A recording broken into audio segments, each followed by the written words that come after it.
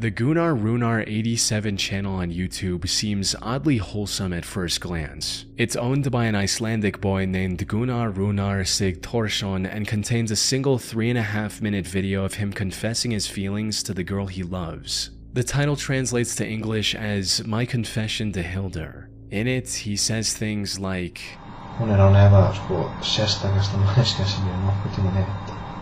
Ég verð svo ótrúlega glaður bara að vera nálægt henni. Það þarf ekki meira. Og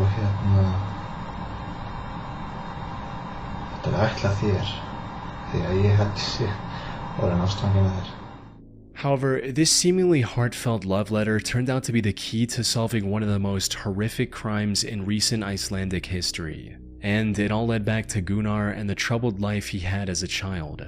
You see, Gunnar didn't have a mother growing up, resulting in him getting extremely close with his father. However, on the night of September 20th, 1996, when Gunnar was just 9 years old, his father decided to end it all using a gun. What made this already messed up situation even worse was the fact that Gunnar was in the room with his father and witnessed everything. Unsurprisingly, this took a heavy toll on Gunnar's mental health. He withdrew from the world and refused to accept his father's death as reality. Everything seemed hopeless for Gunnar. That is until primary school, when he met a girl named Hildur and instantly became infatuated with her. He'd admired her throughout school and into adulthood, but never found the courage to make a move, fearing he'd lose his only close friend. However, things changed in 2009 when Hildur got engaged to a man named Hannes. This gave Gunnar the push to do something about his feelings. But given his shy personality, he still couldn't confront Hildur directly. So, in March of 2009, he created a YouTube channel and uploaded his confession on there. Hildur never reciprocated his feelings, but the two remained friends.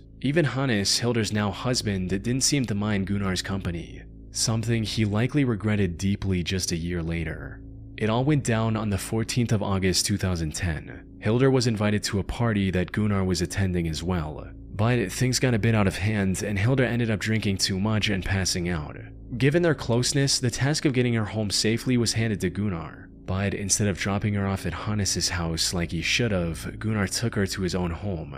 By the time Hildur woke up, it was already morning. She was understandably furious with Gunnar and immediately called one of her friends to drive her home. But nothing could have prepared Hildur for the horrific scene she witnessed on the other side of her front door. Her husband Hannes was lying on the top of the staircase near their bedroom, submerged in a pool of his own blood. She ran outside and called the authorities. Sadly, it was already too late. Hannes had received over 20 stab wounds on his body, from his arms and legs to the back of his neck, and was long dead by the time Hildur found him.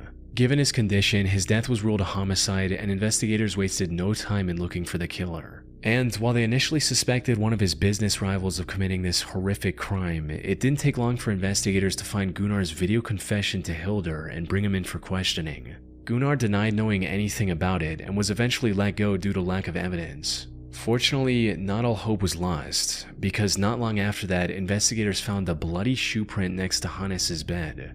Looking deeper into this print revealed that it belonged to a pair of limited edition Adidas shoes. At the time, there were only 18 of these specific shoes in all of Iceland, and Gunnar just so happened to own one of these pairs. This was enough evidence to detain him once again. This also gave investigators the authority to do a thorough search of his belongings, resulting in them finding residue of Hannes' blood on his shoes, as well as in his car. Once presented with this evidence, Gunnar confessed to the murder. He also revealed that he'd been planning it for months, and even shoplifted the items he intended to use to avoid purchase records linking back to him. And while he didn't admit to it, Hildur also suspected him of spiking her drink that night, since she usually never passed out like that. After committing the crime, he also drove to a nearby pier and dumped items used in the crime into the sea to get rid of any evidence. It was a well thought out plan, since he was only caught because the garbage bag he used to hide his shoe prints tore open as he walked. As for his motive, it was just as everyone had expected, with him making it clear during the investigation, stating,